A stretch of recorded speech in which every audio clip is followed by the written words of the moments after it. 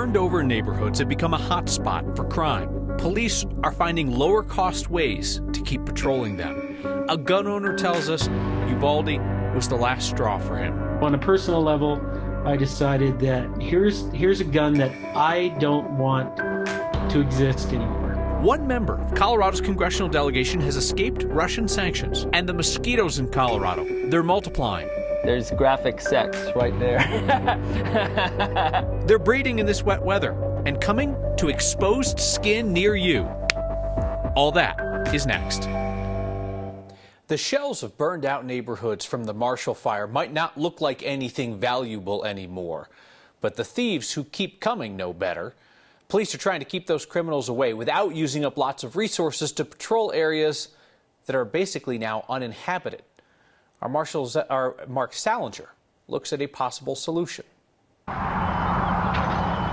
There's not much left at a lot of homes in Louisville. Most of that neighborhood is gone, destroyed in the Marshall Fire. The remains of what survived are worth protecting, no matter how charred. Many of the homes were burned completely down, but there were still remnants, still people's property. David Hayes is the police chief in Louisville. For the past 6 months, officers have patrolled the neighborhoods where nearly 600 homes were lost in his city. 24 hours a day, 7 days a week. It's taken more than 20 other departments to help. As of December 30th, the day of the fire, we've had not only our officers, but a number of outside agencies throughout the state coming to assist us and providing anti-looting patrol, routine patrol, again, peace of mind for the community. It's cost between $200,000 and $300,000 a month to patrol the areas, paying overtime for the officers to come into Louisville from other departments. Chief Hayes is still figuring out how to pay for it. We're hoping that there's probably some insurance reimbursement, maybe some reimbursement from the feds or from the state. And then if not, it'll be just an expense that the city will have to find money for. The cost and toll on officers has become unsustainable. Now Louisville is putting up a new security system that will keep watch over the areas instead. It'll be monitored by officers from afar and will be easier to staff. It involves cameras, it involves a license plate reader. Chief Hayes knows why it's important to protect the burned lots. That's where my home was. His house fell victim to the flames also. My house is gone. There was no I don't know that there was anything left in my house for anybody to steal, but it was about the community. It was making sure that we don't re-victimize other people. Louisville police tell me they've seen a handful of looting and burglary calls in the areas affected by the Marshall Fire over the past 6 months. In one case, someone burglarized one of the few homes that was spared in one of the neighborhoods. In another case, someone was caught stealing catalytic converters off of cars that were completely burned out. I mean, how much lower can you go? Yeah, and you were telling me, Mark, that the threat from thieves is not going to go away once they clear out the remains of these burned houses. Yeah, a lot of why they're making the switch right now, it's money, but it's also time, because a lot of these lots are being cleared out, so there's less for thieves to target right now. However, going forward, what'll start happening is that all these construction crews are going to come in and bring all their stuff in. Oh, yeah. Thieves might start targeting that as well. Yeah, materials, equipment, whatever else. They want to make sure they have a handle on it before they get all those stuff in there. All right. Mark Salinger, not Marshall Zellinger, although you could be mistaken for far worse. I don't have his cool glasses, though. That's true. Thank you, Mark. You know, we've talked here about how Colorado could be in a unique position to lead in America's conversation about guns. This is a state that knows the heartbreak of mass shootings, and also a state that knows the role that responsible gun ownership plays in society. Colorado's gun owners specifically could be front and center in that discussion, so we welcome your perspectives here. Like that of a retired elementary school teacher, guy who's been shooting since he was a kid. He got in touch with Next to say that he was no longer interested in owning an AR-15 style rifle. Stephen Johnson told us after seeing AR style guns used in mass shooting after mass shooting, he decided that he would remove his from the world. He cut it into pieces with an angle grinder, sliced it up so small he was able to put it in a jar.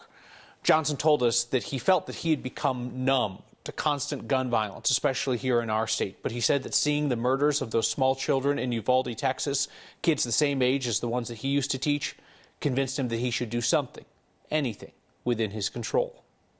I see my own grandchildren in the faces of those kids. I see all those little kids that I taught in their faces, and I taught them how to read and how to ask questions and And they luckily, the majority of mine have grown up to be really good adults. And I just can't stand this anymore. I don't know how we claim that we care about our community and then we hold on to these weapons that can be turned against us so easily and so dreadfully. Johnson said that he hopes that sharing his decision publicly might lead other gun owners to consider how they could be a part of the solution. We'll read any and all thoughts that you have on mass shootings in America, but we are especially interested in hearing from Colorado's gun owners on this, a perspective that is often represented only in media by the gun lobby. I read each and every word that you email to next@9news.com. Rancher up in Walden says he's now lost 2 more head of livestock to wolves in the span of about 3 weeks. This is the same rancher that we visited earlier this spring after he got 6 guard burros to protect his herd. Don Gittleson says that he had a calf killed late Sunday night or early Monday morning. The calf's mother unsuccessfully tried to fight off the wolves. The donkeys given to that ranch by Colorado Parks and Wildlife tend not to run from wolves the way that cows do, and that alone makes the wolves think twice about attacking. The burros also tend to be loud and can scare off the wolves. Don says last night when the calf was killed, the donkeys were too far away to be of help. They seem to only make a difference if they're in the immediate area where a wolf is circling. Don says he also had somebody out there on night watch duty who just didn't see the wolves approach. Don says last year, wolves killed off 3 head of livestock on his ranch over a month. He's out there trying to stop Colorado's voter-approved plan to reintroduce wolves. The wolves preying on Don's herd, we should be clear, they're not part of the reintroduction. That hasn't started yet. These wolves came down from Wyoming on their own. State tax dollars will be funding our bus or train rides this summer if we choose. This was legislators' idea to try and incentivize more use of mass transit and to improve air quality during the smoggiest months of the summer. That's a great idea that is not supported by evidence. Our Steve Steger talked to a transit expert who says free fares don't necessarily mean fewer car trips. The goal ultimately is to expand public transit ridership across the state. And that's why state lawmakers passed a bill this past session, funneling money to the state's transit agencies to fund free fare trips when the brown cloud soars. The problem, according to a lot of experts in public transportation, is that free fares don't necessarily get people off the highway. You know, it's symbolic to say, well, we're going to remove the fares for 1 month, when actually the real obstacle to growing ridership is that the service isn't frequent enough. Dave Bragdon leads the nonprofit Transit Center, which researches public transit issues and advocates for a better system. People aren't going to change their habits on the basis of they're going to save $1.50 or $2 on, for a particular month of the year. People are going to change their habits because the service is going to be there and be reliable for them all year round. Bragdon says one of the big issues with RTD is reliability and frequency for the people who use the system. For a couple decades there, they were so focused on building new stuff that RTD did not focus enough on serving the people who are the most loyal riders of transit. Mediocre service at any price is not, even including free, is not going to attract a lot of ridership. Democratic State Senator Faith Winter, who sponsored this bill, says she believes it will work. We've worked with RTD and they thought that they could have enough drivers, enough reliability, that when people do come and try it out in August, it's going to be a good experience, and hopefully they stick around after the free month. But Bragdon says the money would be better spent investing in the agency itself to make trains and buses more reliable. If the product that you're trying is free, but it's substandard and it's a poor quality product, it doesn't matter that it was free. RTD said it plans to offer the free fares in August. So we'll see. For Next, I'm Steve Steger. Bragdon says that research shows the cost of a fare is a very small portion of someone's decision whether or not to ride transit. In 2018, UCLA studied former riders of public transportation in Los Angeles. That study found that most riders stopped taking transit and got cars because of issues with reliability and frequency. It's the end of an era for RTD's A-Line, the University of Colorado A-Line. This is the final day that University of Colorado has the naming rights to the A-Line, the line that does not go to any University of Colorado campus. Never has. Don't even ask me why CU decided to pay for the naming rights. Especially when out of the gate in 2016, the A-Line was the little train that couldn't. Got stuck on overpasses, had to evacuate passengers and bus them to the airport, lagged behind other RTD lines and on-time arrivals. It was a mess. A lesser television news program might have poked fun at the A-Line, but not next. We took the high road, kind of like the A-Line passengers taking their buses to their final destination. But you know what? Before long, the A-Line did a turnaround. It is a well-oiled machine these days. On time, happy passengers, and now in need of a new naming sponsor. Not sure what kind of egomaniac you'd have to be to want to see your name on a train, but you're showing the next train, aren't you? Okay. All right. Well, there was that one time. Soon the A-Line could have a new confusing name of some place or company that's not actually served by its route. Or we could just call it the train to the plains. Or is that the plains? Either way, the unnamed train, CU, will get you there on time and feeling fine.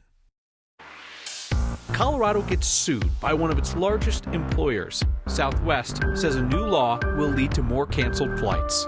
Most of our state's congressional delegation gets banned by Russia, with one exception. And they're out for blood. Yours and mine. We're in for another buggy summer. One factor is to blame. Next. As in like the story is next. Not that this show is responsible for the mosquitoes. You know what I meant. Just roll the commercial. Sure seems like there's been a bunch of people catching COVID lately, and the numbers back that up. The statewide positivity rate's the highest it's been since February, and that's when we were coming down from the backside of the Omicron wave. Nearly 12% of the official professional COVID tests done in the state over the last 7 days came back positive. That number does not include all the at-home tests. We're sitting at more than double the 5% level where the World Health Organization considers the virus to be under control in a community. Giving you a county-by-county breakdown, suffice to say, red is bad. Whole lot of red in the central and northern parts of the state. Whole of the Denver metro area is over 10% positivity right now, along with big chunks of the high country.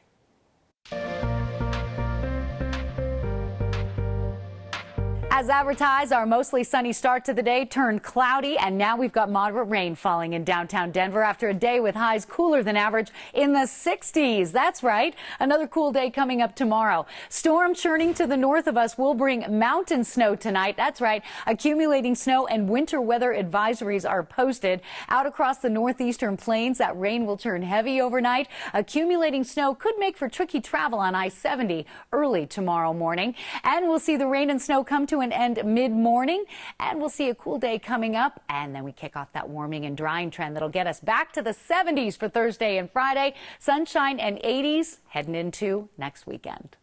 Southwest Airlines, one of Colorado's largest employers, is suing the state over its sick leave law. The Colorado Healthy Families and Workplaces Act requires Colorado's employers to provide two types of paid sick leave. First, COVID leave, up to 2 weeks worth, and second, what's called accrued leave, 1 hour of paid leave for every 30 hours worked, up to 48 hours of leave per year. Southwest Airlines says that it allows its employees to use their sick leave without a doctor's note for up to 7 days a year. And Southwest says that the state law is unfairly keeping the company from monitoring sick time beyond that and then disciplining employees that the airline claims are abusing sick time. Southwest has more than 4,000 employees in the state of Colorado. The state's Office of Economic Development tells us that puts them somewhere between like the 15th and the 25th largest employer. Russia's out with a new list of Americans banned from entering that country. It includes President Biden, not certain he was planning a trip, does not include former President Trump. The list does include every member of Colorado's congressional delegation, with the exception of Democratic Senator John Hickenlooper. That's weird, because Hick is not exactly soft on Russia or anything. He has been very vocal about sanctioning Russia for its unprovoked war on Ukraine. But this Russian banned list is a little questionable. It does include some deceased senators who are not likely to be entering Russia anyway. A Hickenlooper spokeswoman told us maybe their sanctions list are as outdated as their Soviet tanks. 2021 was wonderful if you were a mosquito in Colorado. We had a great mosquito year last year. This summer is starting to look like last year. You have been warned. You are on the menu at your backyard cookout, more so than usual. Next. Our recent wet weather is having a larger impact beyond just the drought outlook in Denver. Have you felt a bite in the air lately? A bite quickly followed by an itch. Colorado tends to have a pretty easy time with mosquitoes compared to a lot of states, but all the May snow and rain is bringing those little bloodsuckers out in force. Tom Cole has the story. This is the Metropolitan State University of Denver Mosquito Research Lab. And this is the Mosquito Man. So they're doing it. He sees mosquitoes a little differently than most. The viewer won't know this if you show any of this footage, but there's graphic sex right there. These are not the pesky blood-sucking insects we have in Colorado. These are tropical jungle mosquitoes. They're fabulous, yeah. But Professor Bob Hancock loves them all and has 30-plus years of mosquito knowledge. He also has news about this upcoming mosquito season. And yes, it sucks. We actually have created in the state of Colorado a massive mosquito factory. And that mosquito factory is called irrigation. Irrigation agriculture, it basically serves to breed billions, if not trillions, of floodwater mosquitoes. So maybe it's best to head to the mountains for some relief. Maybe they don't like the snow? When the snow melts, it hatches the eggs, and the little larvae slowly grow up in icy water, and they start to come out in mass, usually in July. The Mosquito Man is predicting a large presence of mosquitoes in the mountains come July and August. But there is good news. If you simply have to put up with a few mosquitoes buzzing you and biting you, just think for a minute, though, this is all because of water. And boy, oh boy, do we need water. For Next, I'm Tom Cole. Professor Bob Hancock from MSU Denver says you might see West Nile numbers increase. He says a lot of that is just increased surveillance of communicable diseases due to the pandemic. There are more people who are going to get checked out for what they think might be COVID, and it will actually turn out to be West Nile. It's a sign of what to do when you run out of sidewalk. That and your feedback next.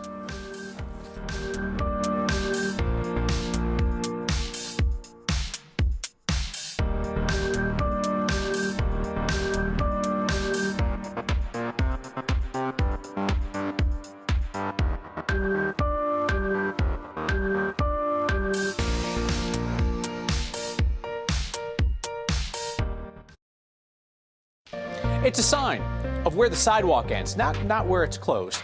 Shel Silverstein must have written the sign found on Oneida near Hamden in southeast Denver. Sidewalk closed. That's it right there. Not so much closed, more just like, well, where it ends. Green space you see behind us, Southmore Park. Send us the signs that make you look twice. Snap a photo or video and email it to next@9news.com or tweet at us with the hashtag HeyNext. Omar emailed tonight to say, I would gladly sell my AR-style rifle to the state. Can no longer stand the sight of it. That'd be something I'd be interested to hear from Colorado's gun owners on, the idea of a buyback, more widespread one. Dawn says we're leaving Colorado after moving here in 2014 from Alaska. One of my bigger misses will be next. Dawn says, I really feel like I could have a glass of wine or a beer with any one of your crew. Thank you for getting us through COVID and keep up the good work.